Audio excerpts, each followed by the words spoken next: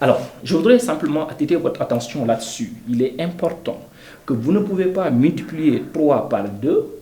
Pourquoi? Parce que 2 que vous avez ici est en puissance de n. Et on ne peut pas ici se prononcer sur la puissance de n. La preuve, prenez si n est égal à 2. Si n est égal à 2, vous allez avoir 2 à la puissance 2 est égal à 4. Donc 4 fois 3, c'est égal à 12. Or, si vous faites la multiplication, vous allez avoir 6n. Et si n est égal à 2, vous allez avoir 6 à la puissance 2, qui est égal à 36. Donc les résultats ne sont pas les mêmes. Donc il faut tenir compte de cela. Alors, un maintenant, il faut simplement se rappeler de... On se rappelle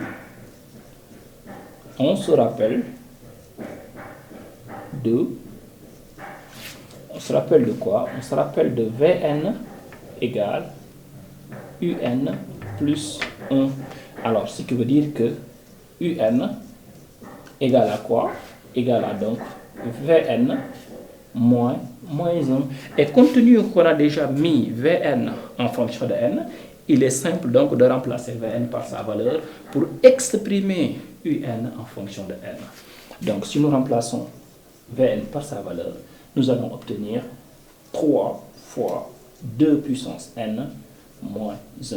Et voilà donc, on vient d'exprimer un et Vn en fonction de n.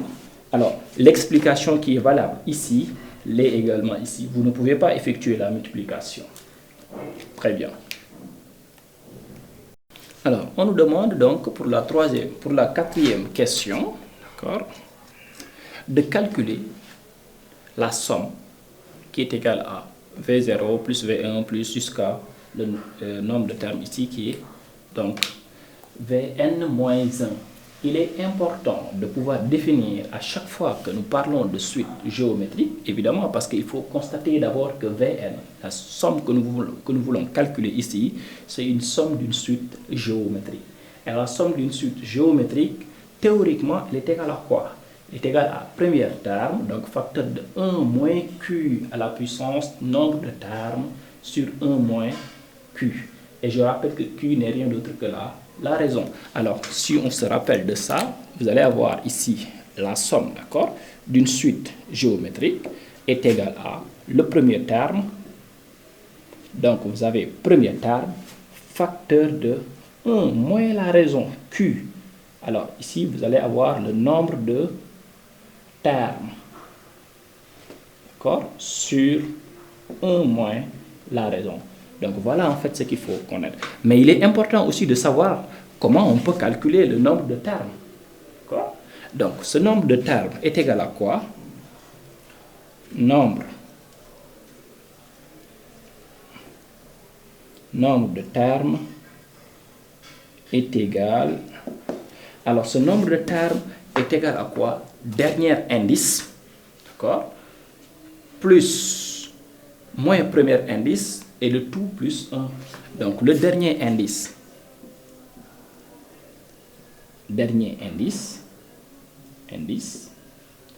moins, d'accord, premier indice, alors, plus 1. Donc, c'est important de le savoir. Ici, en application directe de notre somme, nous obtenons notre dernier indice. Ici, ce serait égal à quoi? Notre dernier indice est n moins 1. D'accord? Notre premier indice est égal à 0. Et le tout plus 1, donc qui est égal à n moins 1 plus 1 qui est égal à n. Donc notre nombre de termes ici pour la suite que nous allons calculer n'est rien d'autre que n. Et le premier terme, on l'avait calculé, ce n'est rien d'autre que V0. Alors le premier terme c'est V0, donc en application S égale, d'accord, V0 facteur de 1 moins Q, la raison que nous avions calculée tout à l'heure, cette raison elle est égale à 2. Donc 2 à la puissance, le nombre de termes, ça divisé par 1 moins 2.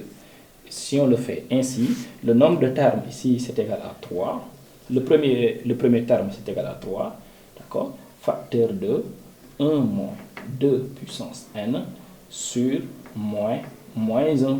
Alors, le moins 1 ici, on va le mettre devant. Donc, on aura S égale à moins 3 facteur de 1 moins 2 à la puissance 2 à la puissance n.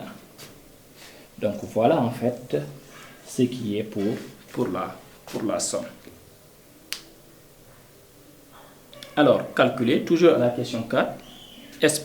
Donc, S' est égal à la somme de UN plus UN U0 plus U1 plus, d'accord, n fois jusqu'à n moins 1 table.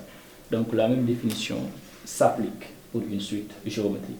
Mais il est important d'abord de comprendre quelle est la définition de la suite UN. Et on se rappelle que UN était égal à quoi? UN, ce n'était rien d'autre que Vn, d'accord, moins 1.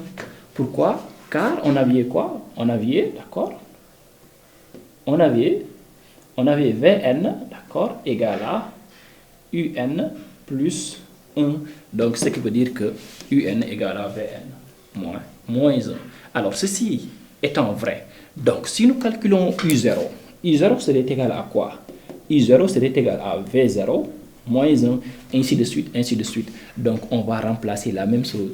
Ce qui veut dire que U1 égale à V1 moins 1, ainsi de suite, ainsi de suite, ainsi de suite. Alors, ceci étant dit, donc vous allez avoir S' égale, la valeur U0 doit être remplacée. Donc, on va avoir V0 moins 1, d'accord, plus V1 moins 1, d'accord, plus, d'accord, UN, vous allez avoir donc Vn moins 1, d'accord, Vn moins 1. Et là, moins 1. Donc voilà en fait ce qu'il faut d'abord voir. Et en le voyant, on peut donc éliminer les parenthèses. Et en éliminant les parenthèses, qu'est-ce que nous constatons? On aura donc V0 plus V1 plus, d'accord, jusqu'à plus, d'accord, Vn moins 1. Mais on constate que ici, nous avons donc moins 1 qui est là, moins 1 qui est là, moins 1 qui est là. Donc le moins 1 va venir.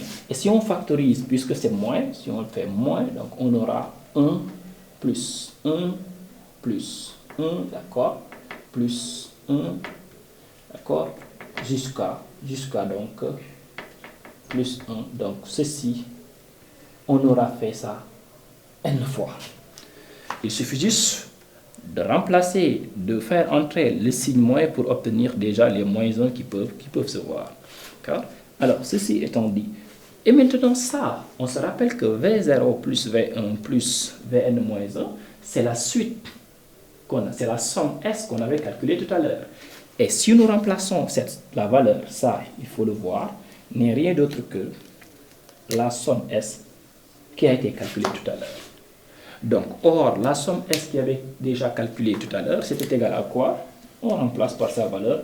Ça va donner donc moins 3 facteur de 1 moins 2 à la puissance n, je crois, si je me rappelle bien, moins maintenant n. Et là, ça va donner donc la somme S'.